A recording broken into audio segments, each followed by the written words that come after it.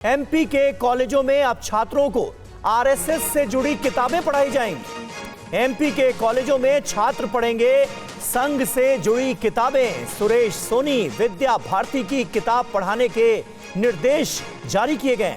भारतीय ज्ञान परंपरा प्रकोष्ठ की लिस्ट में 88 किताबों को शामिल किया गया है।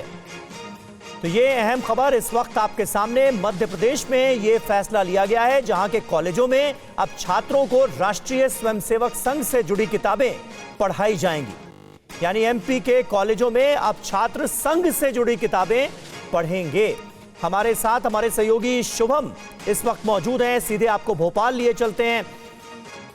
इस फैसले के सामने आने के बाद शुभम, किस तरह की प्रतिक्रियाएं सामने आ रही हैं और ये फैसला कब से अमल में लाया जाएगा? क्या निर्देश जारी किए गए हैं तमाम कॉलेजों को, जरा बताएं। देखिए समीर, 2 अगस्त को ये आदेश जारी किया गया है मध्य प्रदेश के उच्च शिक्षा विभाग द्वारा, जिसमें कहा गया है कि भारतीय ज्ञान प्रकोष्ठ जो होता है कॉलेज में, उसके अंतर्गत 88 किताबें कॉलेजों को जन भागीदारी के जरिए खरीदनी होगी। और ख़ास बात यह है कि ये वो किताबें हैं जो कि संघ प्रचारकों नेताओं द्वारा लिखी गई है, जिसमें सबसे बड़ा नाम सुरेश सोनी का भी है। और इसको लेकर अब मध्य प्रदेश में बवाल है। कांग्रेस इस पर आपत्ति जाहिर की है। कांग्रेस ने कोर्ट जाने तक की बात कह दी है। जो पूर्व विधायक कुणाल चौधरी वो कह रहे हैं कि नफरत का पाठ अब मध्य प्रदेश में क्या छात्रों को पढ़ाया जाएगा? यहाँ पर आप वैज्ञानिकों द्वारा लिखी हुई किताबें पढ़ा सकते हैं, मगर संघ के द्वारा जो किताबें लिखी है नेताओं द्वारा, उनकी किताबें पढ़ने की आखिरकार क्या ज़रूरत है? दूसरी तरफ बीजेपी के जो प्रदेश अध्यक्ष हैं वो खुद आगे आए हैं। उन्होंने हमसे भी बातचीत की है समीर, और वो ये कह रहे हैं कि इसमें गलत क्या है। जो विद्यार्थी हैं, अगर उनका बौद्धिक ज्ञान इन किताबों से बढ़ता है तो इसमें कोई गलत बात नहीं है। अगर शिक्षा का जो भगवाकरण का आरोप कांग्रेस लगा रही है, उस पर भी वो प्रमुखता से कह रहे हैं कि इसमें किसी तरह की कोई दिक्कत नहीं है।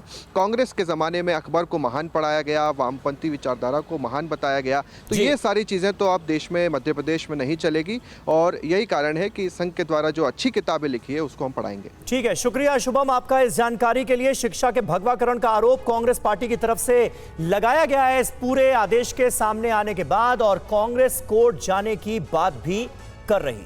आपको बता दें, मोहन यादव सरकार के इस फैसले पर कांग्रेस की ओर से कई तरह के आरोप लगाए गए हैं, कई तरह के सवाल उठाए गए। हमारे संवाददाता शुभम गुप्ता ने कांग्रेस नेता कुणाल चौधरी से खास बातचीत की, आपको सुनवाते हैं। हमारे साथ बातचीत करने के लिए कांग्रेस नेता पूर्व विधायक कुणाल चौधरी जी हैं।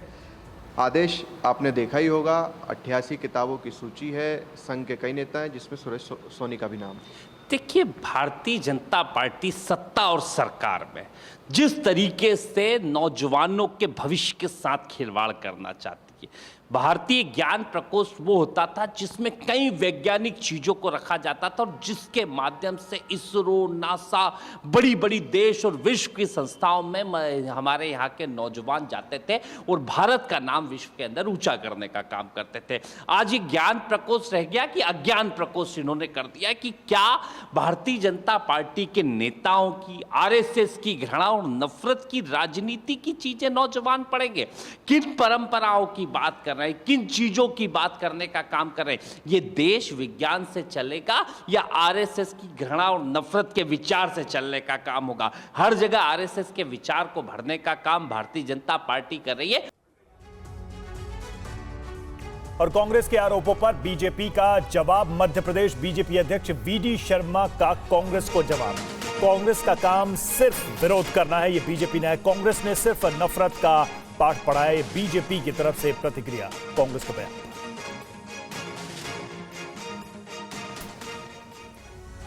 और देखिए, इस वक्त एक बड़ी खबर आ रही है। यूपी सरकार को सुप्रीम कोर्ट से फटकार लगी है। कैदियों की सजा में छूट मामले में सुप्रीम कोर्ट ने फटकार लगाई है।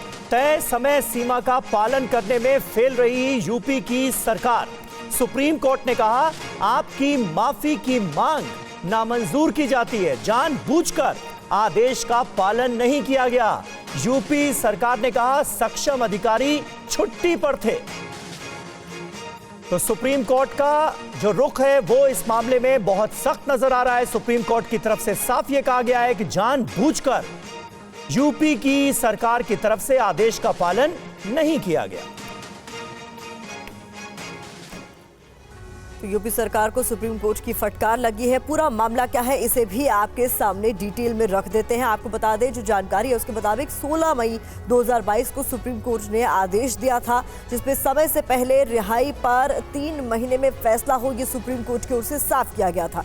कैदी अगर योग्य हैं तो बिना अर्जी भी उनकी रिहाई पर विचार किया जाए, ये भी कहा गया था। सभी एलिजिबल कैदियों की रिपोर्ट तैयार की जाए। इसके अलावा 25 मार्च 2022 को कहा था कि 14 साल के बाद भी जेल में क्यों है। तो उस पूरे मामले को लेकर यूपी सरकार पर कई तरह के सवाल उठ खड़े हुए हैं। खुद सुप्रीम कोर्ट को इस पूरे मामले में दखल देते हुए फटकार लगानी पड़ी है। पीयूष, क्या पूरा मामला, इसे जरा डिटेल में समझाएं। बिल्कुल प्रतिमा, देखिए 2022 में जब सुप्रीम कोर्ट ने इस मामले में आदेश जारी किया था, तब यूपी सरकार से कहा था कि आप 3-4 महीने में इस पर विचार कर लें। जो रेमिशन के लिए, यानी कि सज़ा में जो छूट दी जाती है, जब कोई कन्विक्ट कर दिया जाता है उसके बाद वो एक निर्धारित समय तक सज़ा काट लेता है, उसके बाद सज़ा में छूट का प्रोविज़न है और वो स्टेट गवर्नमेंट देती है। तो ऐसी कई आवेदन यूपी सरकार के पास पहले गए थे, लेकिन जब वहाँ पर कोई रियायत नहीं मिली तब यहाँ सुप्रीम कोर्ट तक मामला पहुँचा था और सुप्रीम कोर्ट ने इस पर आदेश किया था कि आप उन कैदियों के मामले में विचार करें और उन्हें सज़ा में छूट पर गौर करके हमें रिपोर्ट दें।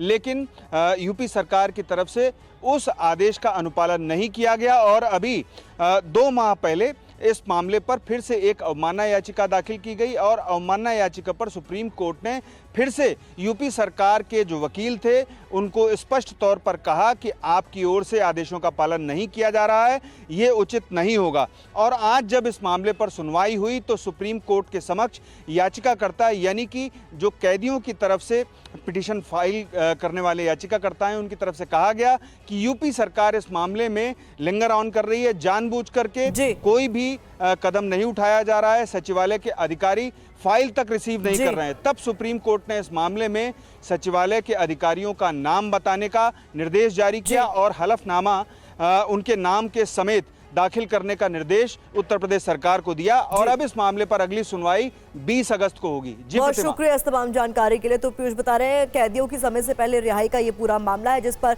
सुप्रीम कोर्ट से यूपी सरकार को फटकार लगाई गई। आगे बढ़ते हैं, हिमाचल के ऊना में बारिश से भारी तबाही हुई है। अलग अलग हादसों में 1 दर्जन लोगों की मौत की खबर है। पानी के तेज बहाव के बीच कार फंसी है। लगातार पानी बढ़ रहा है और लोग किनारे खड़े केवल देखने के सिवा कुछ नहीं कर पा रहे। बेबसी के बीच कार में सवार लोगों को चाहकर भी लोग नहीं बचा सके। 9 लोगों के शव बरामद किए गए जबकि 2 की तलाश जारी है। तस्वीर हिमाचल प्रदेश की ऊना की है और खबर है कि सैलाब में बहने से कार में सवार 9 लोगों की मौत हो गई जबकि 2 लापता हैं। सभी मृतक एक ही परिवार के सदस्य हैं। पानी की ये तबाही बथाड़ी इंडस्ट्रियल एरिया में कहर बनकर टूटी। खबर है कि कुछ बच्चे भी पानी के तेज बहाव में बह गए। इसके बाद ये लोग अब सड़क पर रहने को मजबूर हैं। इनके पास खाने पीने को कुछ नहीं है। कुछ लोग दयादान के जरिए दिनचर्या चला रहे हैं। इस ट्रैक्टर स्पेयर पार्ट बनाने वाली फैक्ट्री की हालत देखिए। इंडस्ट्रियल एरिया से सैलाब तो निकल गया, लेकिन भयानक मंजर अभी भी लोगों के दिल में दहशत बनकर कौंध रहा है। इंगल के ऊपर चढ़ बैठे हुए थे हम लोग। कितने आदमी फंसे हुए थे, मजदूर आदमी। अब तो जान बच की किसी तरह से? हाँ, जान तो हम लोग बचा लिए सर, न तो हम लोग नहीं भागते तो पानी में दह जाते हम ही लोग। और ऊना में कल आई आफत में एक पेट्रोल पंप भी तबाह हो गया, साथ ही आसपास मौजूद गौशाला को भी भारी नुकसान पहुंचा। ये हिमाचल प्रदेश के बथाड़ी का पेट्रोल पंप है जहां पानी के साथ मलबा आ चुका है। पानी कई सामान भी बहा कर ले गया।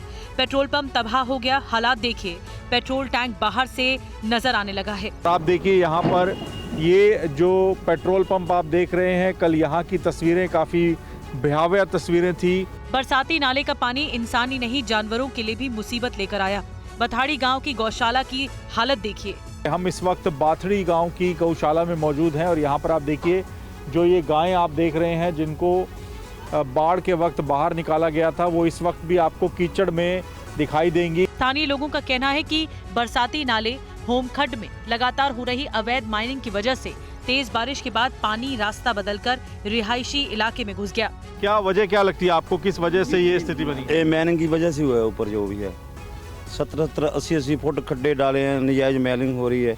वो पानी इकट्ठा हो के बाद में इकट्ठा ही बह गया जो भी है। उत्तराखंड में लैंडस्लाइड से लगातार हादसे हो रहे हैं। बद्रीनाथ हाईवे पर एक बार फिर मुश्किलों का पहाड़ टूटा है तो केदार घाटी में भी लैंडस्लाइड से कोहराम मचा।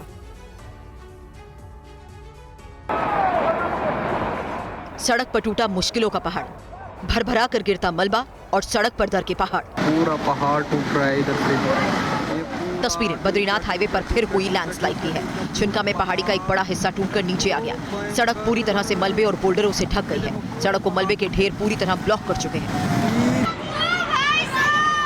हजारों यात्री सड़क की दोनों तरफ फंसे हैं। गाड़ियों की कई किलोमीटर लंबी कतार है।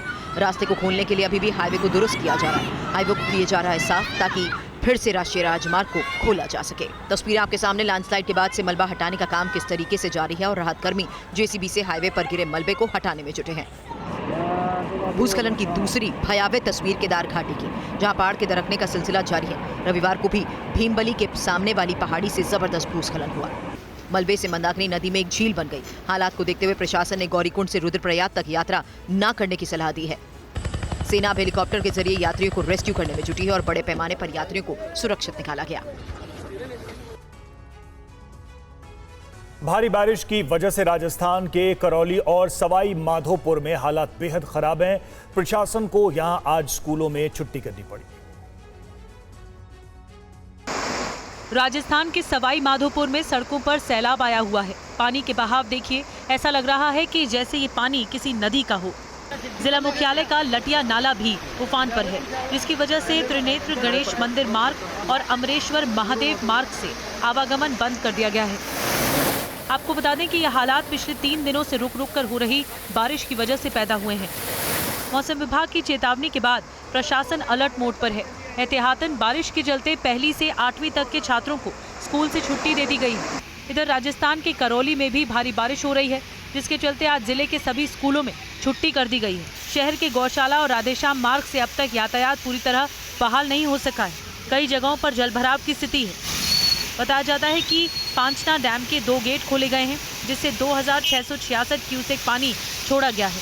क्योंकि पांचना डैम का जलस्तर 258.05 तक पहुंच गया। डैम लबालब भरा है। सिविल डिफेंस और एनडीआरएफ टीम को प्रभावित इलाकों में तैनात कर दिया गया है। और राजस्थान में बारिश का दौर जारी है। करौली जिले में बाढ़ के हालात बने हुए हैं। बारिश के रौद्र रूप को देखते हुए हिंडन सिटी के लोगों में डर का माहौल है। शनिवार 10 अगस्त से करौली जिले में लगातार भारी बारिश हो रही है। जिला मुख्यालय पानी पानी हो गया है। हिंडौन में स्थिति ऐसी है कि सब कुछ पानी में डूब गया है। शहर में करीब 1000 से ज्यादा दुकानों और मकानों में पानी घुस गया है। कई जगह तो लोगों की गर्दन तक पानी आ पहुंचा है। सड़कें धंस चुकी हैं।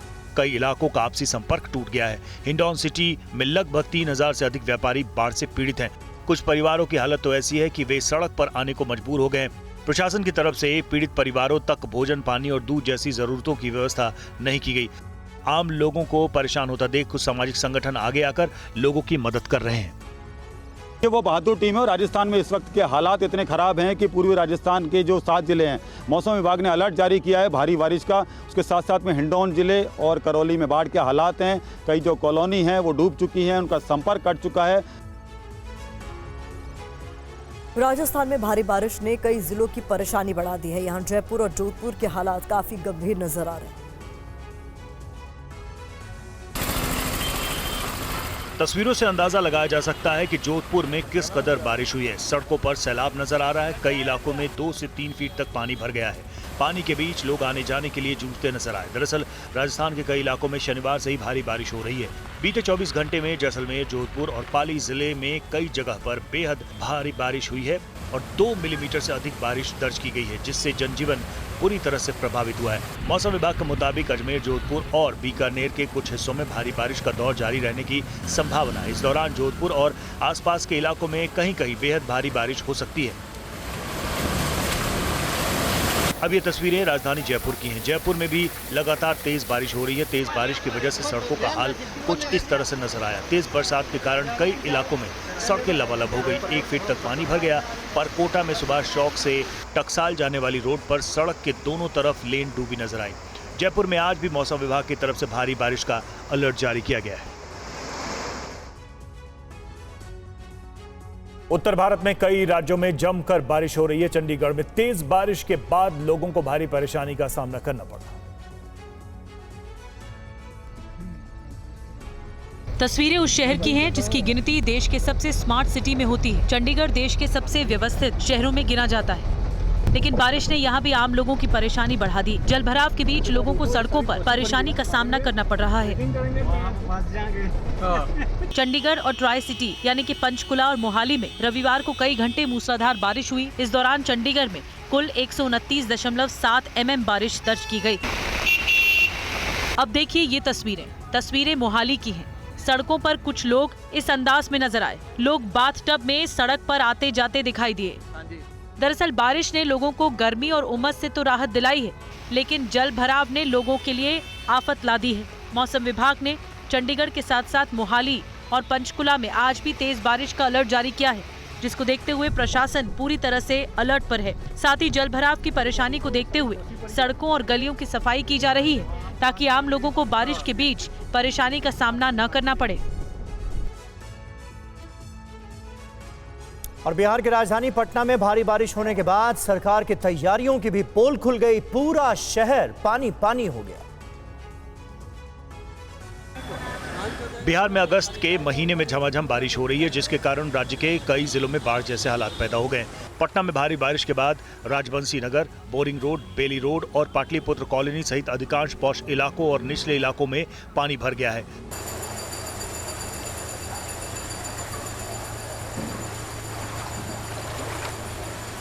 साथ ही वाहनों की आवाजाही भी बाधित हुई है। लोगों को सड़कों पर भारी परेशानी का सामना करना पड़ा। अभी तो पहला बारिश समझिए पटना में हुआ। पटना की स्थिति उठा के आप देख लीजिए, हर मोहल्ला पानी पानी हो गया। दरअसल राजधानी पटना, नालंदा और सिवान में भारी बारिश दर्ज की गई। सबसे ज्यादा बारिश सिवान में 175.2 मिलीमीटर दर्ज की गई। मौसम विभाग ने राज्य के कई जिलों में बारिश के साथ वज्रपात का अलर्ट जारी किया है। ये अलर्ट 1 दर्जन जिलों के लिए है। इस दौरान लोगों से सावधान रहने को कहा गया है।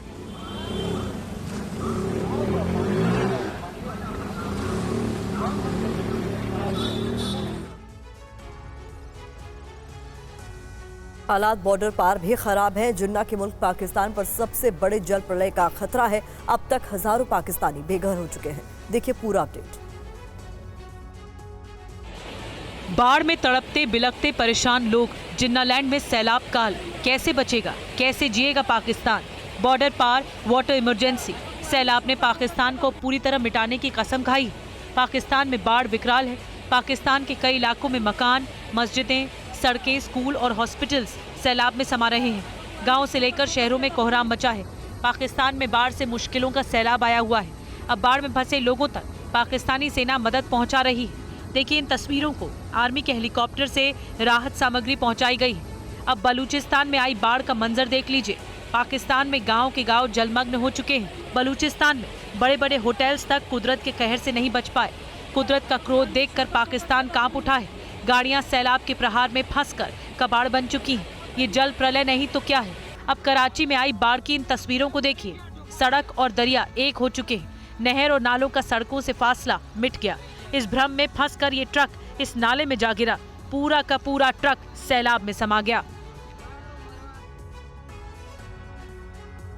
कोलकाता में महिला डॉक्टर की रेप के बाद हत्या के विरोध में आज देश भर के रेजिडेंट डॉक्टर्स हड़ताल पर हैं। डॉक्टर्स की हड़ताल से ओपीडी की सेवा प्रभावित हुई है। डॉक्टर्स अपनी सुरक्षा समेत कई मांगे कर।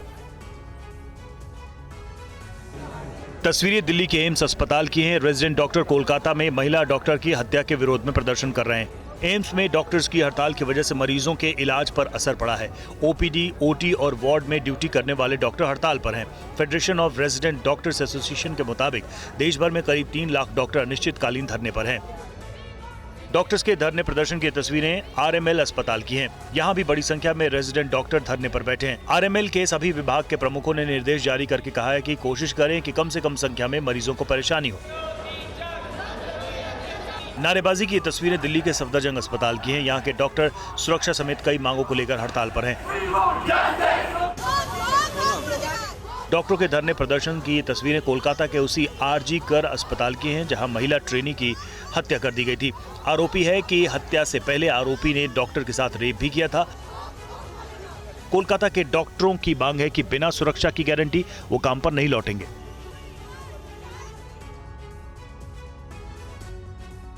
और वहीं federation of all India resident doctors association ने सरकार के सामने कई मांगे रखी हैं। हड़ताल के बीच केंद्रीय स्वास्थ्य मंत्रालय के सचिव ने डॉक्टरों के साथ बैठक की है। कोलकाता में महिला डॉक्टर की हत्या के बाद देश भर में रेजिडेंट डॉक्टर्स अपनी सुरक्षा को लेकर चिंता जता रहे हैं। Federation of all India resident doctors association ने कुछ मांगे रखी हैं। आरजीकर मेडिकल कॉलेज के रेजिडेंट डॉक्टर्स की मांगों को स्वीकार किया जाए। घटना का विरोध कर रहे डॉक्टर्स पर पुलिस बर्बरता या दुर्व्यवहार नहीं होना चाहिए। मृतक डॉक्टर के परिवार को उचित मुआवजा दिया जाए। इस मामले में जल्द से जल्द न्याय हो। केंद्र सरकार सभी अस्पतालों में स्वास्थ्य सेवा कर्मियों को सुरक्षा के लिए एक अनिवार्य प्रोटोकॉल लागू करे। Central health care protection act को लागू करने में तेजी लाया जाए। महिला डॉक्टर के साथ हुई दरिंदगी को लेकर इंडियन मेडिकल एसोसिएशन ने भी निष्पक्ष जांच के साथ दोषी को सख्त से सख्त सजा देने की मांग की है। आईएमए ने कहा है कि अस्पतालों में डॉक्टर्स खासतौर पर महिलाओं की सुरक्षा को लेकर सख्त कदम उठाए जाएं। इस बीच कोलकाता के आरजीकर मेडिकल कॉलेज के प्रिंसिपल संदीप घोष ने इस्तीफा दे दिया। इस्तीफे के बाद संदीप घोष ने कहा कि सोशल मीडिया में उनकी बदनामी हो रही है। मृतका उनकी बेटी जैसी थी। दिल्ली के आरएमएल अस्पताल में धरना दे रहे रेजिडेंट डॉक्टर्स ने 3 मांगे रखी हैं। इनमें सबसे अहम सीबीआई से जांच कराने की मांग शामिल है। धरना दे रहे डॉक्टरों से बात की है टीवी9 संवाददाता कुमार कुंदन ने। पश्चिम बंगाल में मेडिकल छात्रा की हत्या के बाद से पूरा आरडीए रेजिडेंट डॉक्टर एसोसिएशन एकजुट है और तमाम जगहों पर धरना और प्रदर्शन का दौर जारी है। रेजिडेंट डॉक्टर एसोसिएशन के लोग सीपीए सेंट्रल प्रोटेक्शन एक्ट की मांग कर रहे हैं और उसको लेके डॉक्टर्स धरने पे बैठे हुए हैं। इस वक्त हम दिल्ली के राम मनोहर लोहिया अस्पताल में बैठे हुए हैं और यहाँ की तस्वीर आपको दिखा रहे हैं। हमारी 3 मुख्य डिमांड है। एक पहली तो ये कि सीबीआई फास्ट ट्रैक कोर्ट में इसकी जांच हो, क्योंकि वहाँ पे जो जांच वेस्ट बंगाल में किया जा रहा है वो बिल्कुल ही बायस्ड है।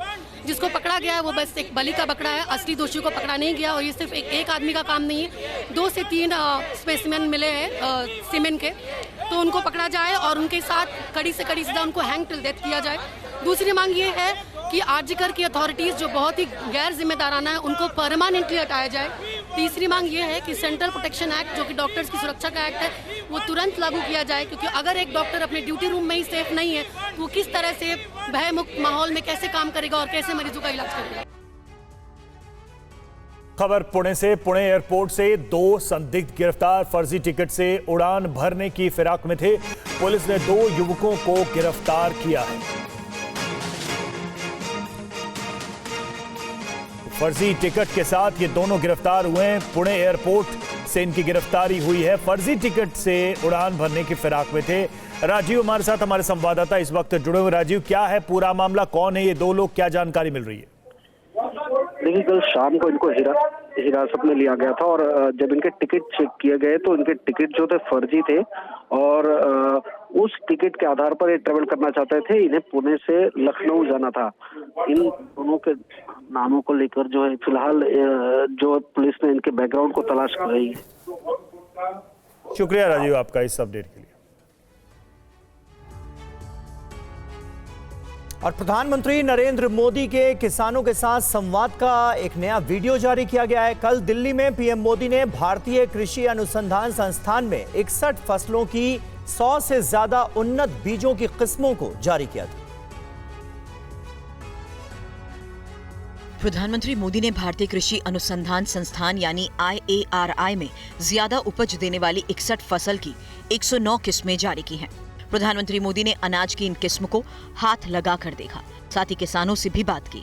पहले जब ऐसी कोई वैरायटी आती थी और सुनते थे तो स्वीकार कर लेते थे कि कोई बगल वाला खेत वाला करे, जरा पहले दूर से देखे यार ठीक हो रहा नहीं रहा, फिर हम करें क्या। नहीं सर, ज्यादातर तो यही प्रॉब्लम है। इसका उपाय है, ठीक है, मान लीजिए आपके पास बहुत छोटी 2 हेक्टेयर जमीन, तो छोटा सा टुकड़ा प्रयोग करना चाहिए, बाकियों में नहीं करना चाहिए। बाकियों में आपकी जो, और उसमें अगर ठीक निकलता है या तो 4 कोने में थोड़ा थोड़ा कर देना चाहिए।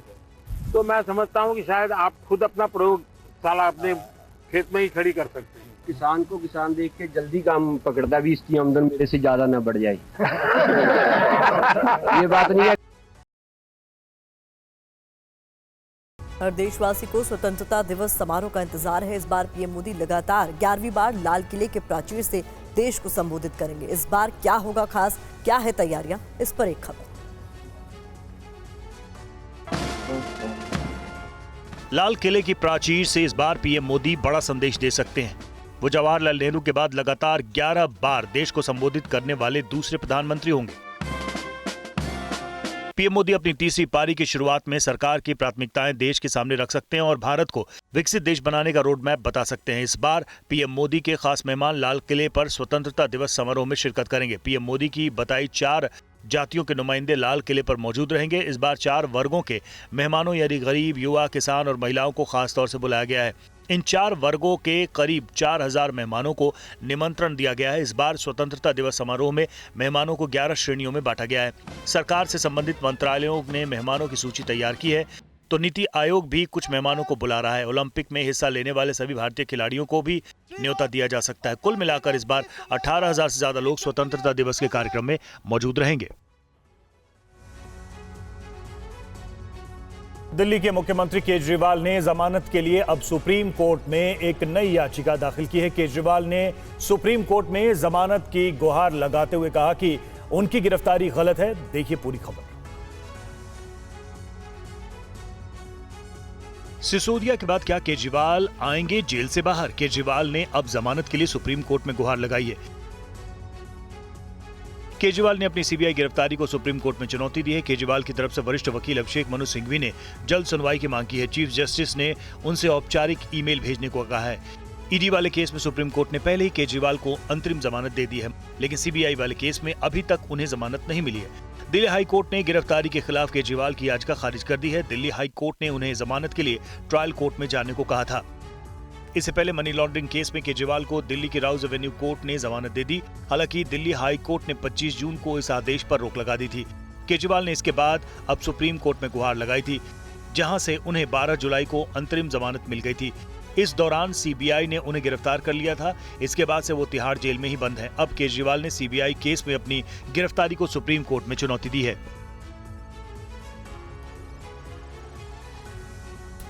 और हिंडनबर्ग की रिपोर्ट पर सियासत तेज होती दिख रही है। सरकार और विपक्ष में इस मुद्दे पर तकरार जारी है, तो आज शेयर बाजार पर भी सबकी नजरें टिकी हुई। अरबपति गौतम अदानी की कंपनीज पर सवाल उठाकर अमेरिका की हिंडनबर्ग रिसर्च ने तहलका मचा दिया और यही वजह है कि आज भारतीय शेयर बाजार पर सबकी निगाहें टिकी रही। हिंडनबर्ग ने बीते साल 24 जनवरी को अदानी ग्रुप पर एक रिपोर्ट पब्लिश की थी। इसके बाद बाजार में तूफान आया था और एक बार फिर हिंडनबर्ग ने मार्केट रेगुलेटर को निशाना बनाया और इस बार भी उसकी रिपोर्ट में अदानी ग्रुप का नाम शामिल है। ऐसे में आज बाजार में तूफान की आशंका थी, मगर आज शेयर बाजार की कमजोर शुरुआत जरूर हुई, पर कोई बड़ा असर शेयर बाजार पर अभी तक दिखाई नहीं दिया। हिंडनबर्ग ने अब सेबी की चेयरपर्सन माधवी पुरीबुच को लेकर भी बड़े सवाल खड़े किए। रिपोर्ट में हिंडनबर्ग ने दावा किया कि सेबी चेयरमैन और उनके पति धवल बुच की गौतम अदानी के 2 ऑफशोर फंड में हिस्सेदारी थी, जिसके बाद देश की सियासत एक बार फिर गर्मा गई। नेता विपक्ष राहुल गांधी ने सीधे सीधे अंपायर के मिले होने का आरोप लगा दिया, तो सुप्रीम कोर्ट से खुद संज्ञान लेने की भी मांग की। पूरा इंडिया गठबंधन भी जेपीसी जांच की मांग करने लगा है, लेकिन सेबी चेयरपर्सन और अदानी ग्रुप ने हिंडनबर्ग के आरोपों को पूरी तरह खारिज कर दिया। हिंडनबर्ग मामले को लेकर बीजेपी ने कांग्रेस पर देश में आर्थिक अराजकता और आर्थिक अस्थिरता फैलाने का आरोप लगाया है। पार्टी के वरिष्ठ नेता रविशंकर प्रसाद ने कहा कि हिंडनबर्ग रिपोर्ट के जरिए कैपिटल मार्केट को अस्थिर करने की कोशिश हो रही है। नियोजित षड्यंत्र के तहत कांग्रेस पार्टी, इंडिया गठबंधन और हिंडनबर्ग ये साथ मिलकर काम कर रहे हैं। इसीलिए फिर रिपीट करूंगा, जुलाई में नोटिस, सुप्रीम कोर्ट के निर्देश पे इंक्वायरी कंप्लीट, अब आप जवाब दो, फिर यह आ गया मैदान में। परीक्षा में तो चिट मिलती है, कार्रवाई भी हो रही है, लेकिन कांग्रेस पार्टी, उनके नेताओं को जो चिट मिलती है उसका क्या किया जाए। कभी राफेल की चिट मिल गई तो लगे हिंदुस्तान में घूमने, वो सुप्रीम कोर्ट से हारे, माफी मांगना पड़ा, कंटेम्प्ट हुआ उनके खिलाफ। फिर एक दूसरी चिट मिल गई, हिंडनबर्ग की पहली रिपोर्ट, वो चिट मिल गई, उसमें सुप्रीम कोर्ट ने, मैंने बताया कि 24 में 23 इंक्वायरी कंप्लीट हो गई। अब हिंडनबर्ग को जुलाई में नोटिस की गई है, तो फिर ये काउंटर प्रोडक्ट हुआ। अब ये चिट पड़ गई, जेपीसी लाओ, इंक्वायरी कराओ, मतलब भारत के पूरे स्टॉक मार्केट को क्रैश कराओ। और हिंडनबर्ग रिसर्च की रिपोर्ट को आम आदमी पार्टी के सांसद संजय सिंह ने बेहद गंभीर बताया। उन्होंने इस मामले पर अडानी और सरकार दोनों को घेरा।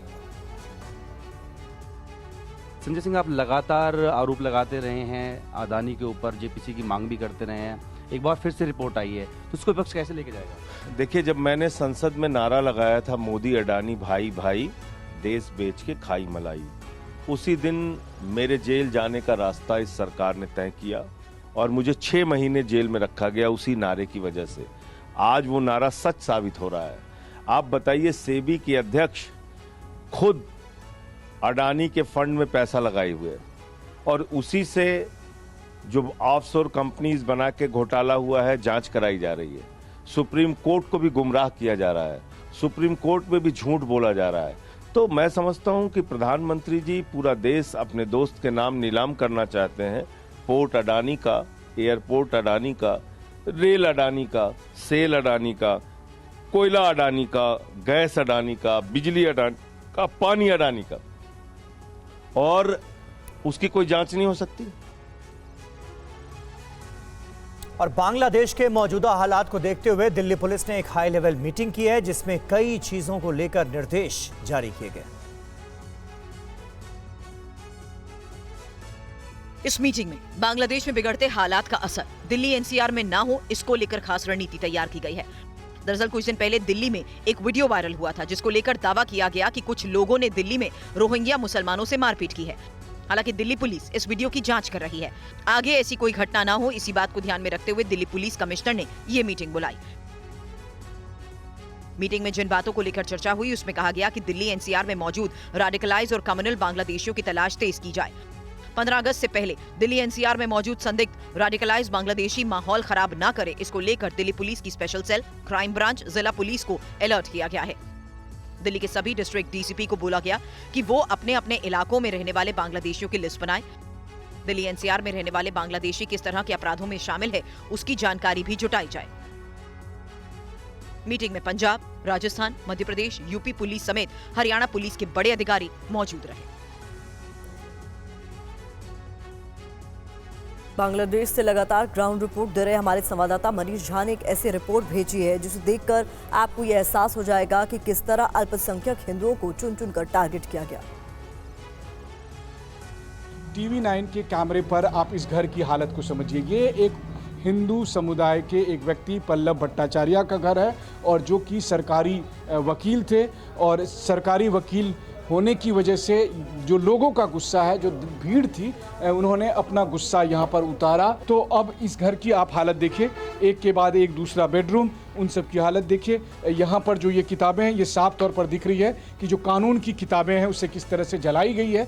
तो अब आप देखिए, मैं आपको एक कमरा दूसरा कमरा से दिखाते हुए, और क्या हालत किचन की हुई है, क्या हालत बालकनी और दूसरी चीज़ों की हुई है, वो सब आपको कैमरे पर दिखाई दे रहा है। इस तरह के नुकसान और क्षति को दिखाते हुए हमारा मकसद सिर्फ ये बताने की कोशिश है कि किस तरीके से टारगेट किया गया था। जिस परिवार को हमेशा इस बात का गर्व रहा था कि जिसने पाकिस्तान के उस समय के 1960 में प्रधानमंत्री को कहा था कि हम धोती कुर्ता पहनेंगे, कोट पैंट नहीं पहनेंगे, क्योंकि ये बंगाली अस्मिता का सवाल है। आज उस परिवार को जब टारगेट किया गया, उसके परिवार में आग लगाई गई, तो अब वो कह रहे हैं कि अब क्या करेंगे।